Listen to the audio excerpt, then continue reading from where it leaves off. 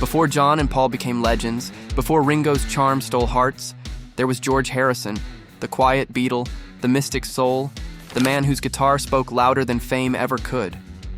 This is the story of why George Harrison was not just another Beatle, but the soul of the Beatles. Number 10. The Guitar That Wept for the World, 1968. When George played "While My Guitar Gently Weeps," he wasn't just making music, he was bearing his soul. Written in a moment of frustration at how people drift apart, the song became a reflection of George's deep longing for unity. With Eric Clapton's haunting guitar solo, the track turned into a confession of love and sorrow, one that transcended ego and fame. George didn't want to outshine John or Paul, he just wanted truth in the notes. This was the moment the world realized George wasn't quiet, he was just listening to something deeper. Number 9. The Spiritual Awakening in India, 1966. While the others partied, George sought purpose. His journey to India changed everything, not just for him, but for the entire band. Sitting at Ravi Shankar's feet, learning the sitar, meditating in Rishikesh, he opened a new doorway in rock music. Suddenly, the Beatles weren't just writing love songs, they were writing about life itself. Through George, Eastern philosophy met Western sound. Without him, Within You Without You would never exist, and neither would the idea that rock could be spiritual. Number 8. The Song That Saved Abbey Road, 1969. The Beatles were falling apart. Tension, ego, and silence filled the studio. Then George quietly picked up his guitar and played "Here Comes the Sun." It was hope, pure, golden, and fragile. That single melody melted the frost in their hearts. Paul smiled again. John leaned in. For one brief moment, they were friends once more. Decades later, that song remains a healing anthem, proof that George carried light even in the band's darkest days. Number 7. The Shadow Behind Lennon and McCartney, 1963-1969. For years, George's songs were overlooked, often pushed aside by John and Paul's dominance. Yet, he never complained. He learned patience, precision, and depth. Every rejection became fuel for greatness.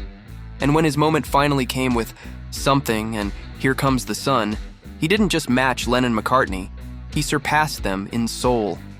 Quietly, humbly, George proved that brilliance doesn't need to shout. Number 6. The First Beatle to See Beyond Fame, 1967. When the others got lost in fame and psychedelia, George kept searching inward. "All you need is love" was a slogan, but George lived it. He was the first to realize that being a Beatle wasn't everything. There was life, peace, and faith beyond the screaming crowds. That's why, when the band fell apart, George didn't crumble. He evolved.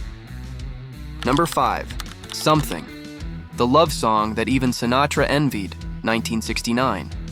Frank Sinatra once called "Something" the greatest love song ever written. George wrote it not for fame, but for love. Simple, sacred love.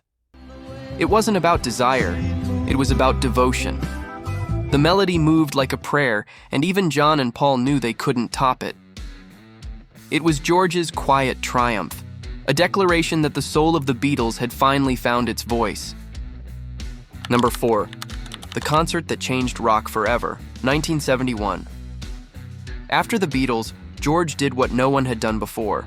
He used music to heal the world. The concert for Bangladesh was the first major charity concert in rock history. While others chased hits, George chased compassion. Thousands came, millions watched, and the blueprint for future benefit concerts was born. From Live Aid to Global Citizen, they all owe a debt to George Harrison. Number 3. The Bond with Ravi Shankar. It wasn't a friendship, it was a brotherhood. George didn't just borrow Indian sounds, he honored their roots. Ravi Shankar became his spiritual mentor, guiding him toward a deeper understanding of music as meditation. Their collaboration brought authenticity to rock's East meets West moment, something no one else could have done. Through that bond, George helped Western listeners discover the sound of peace. Number 2. The Last Goodbye, 2001. When George passed away, he didn't want mourning. He wanted love and light. His final words, "Love one another," summed up everything he stood for. Even in death, he radiated calm. Friends said he faced it with grace, chanting, surrounded by family, ready to return to the divine. His spirit never left. It just transcended. Number 1. The soul of the Beatles lives on. George Harrison wasn't the loudest nor the most famous, but he was the heart that kept the music human. He gave rock its humility, its mysticism, and its conscience. Even today, when "Here Comes the Sun" plays, we feel what George gave the world: light in the darkness, peace in the noise, and love in the chaos. That's why even now George Harrison is, and always will be, the soul of the Beatles.